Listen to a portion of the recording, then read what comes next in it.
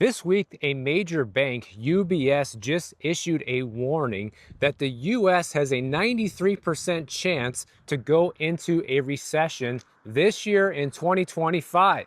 Now, if you've been watching my channel for any given length of time, you know that we've actually been in a recession likely since the middle to late stages of 2022, when inflation really became a problem. But it seems like the mainstream economists and banks and media are only just now starting to catch up with this. But I'm very interested to see why they think this, because I feel like it's about time. So recently, global investment bank UBS announced that after crunching some hard data from May through July of 2025, that there's a 93% chance the US enters a recession this year. And their forecast is based on its assessment of several objective economic indicators like personal income, consumption, industrial production, and employment.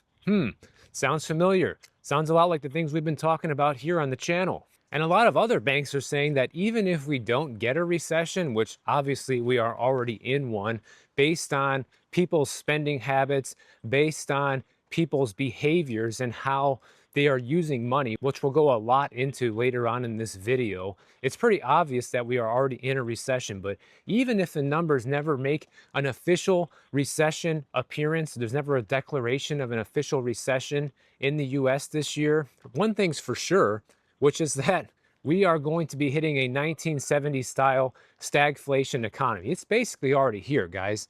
Anybody who saw my jobs video the other day talking about how basically no one's hiring right now, and when you minus government jobs and healthcare jobs, there's essentially been zero job creation for the past 4 to 6 months in the United States. And now we got this government shutdown that might make things even worse depending on how long it lasts, which we'll talk about a little bit later in this video. We got unemployment sitting at 4.3% right now, functional unemployment sitting at almost 25% in this country, and we already have more job losses in 2025 as of August than we saw throughout the entirety of 2024. And for anybody wondering, today I am in Bayfront Park here in Mill Valley. I've never shot a video here before. You can kind of see the water behind me. We'll circle back and go by the water here in just a minute. As of September, the government figures are showing that unemployed workers have now outnumbered job openings in the US for the first time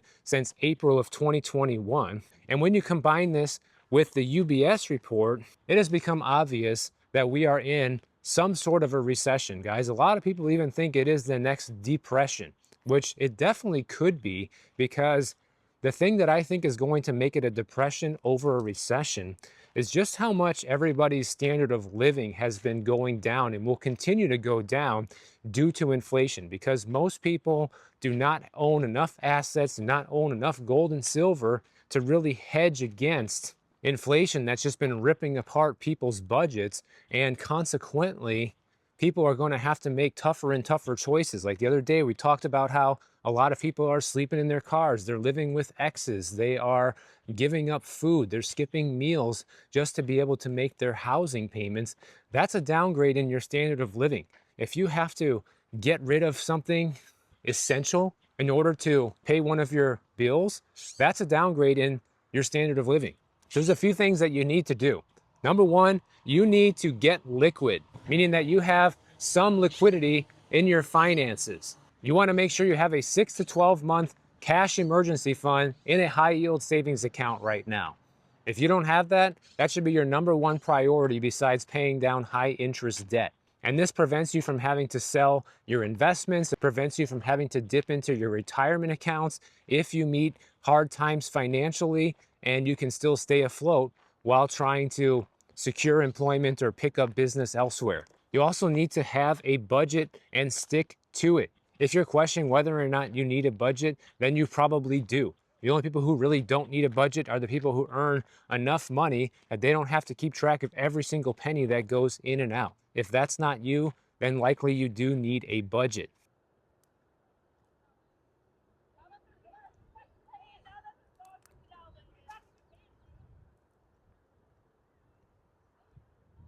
Something I already kind of mentioned, but I will say it again, is you need to pay down debt, all different forms of debt.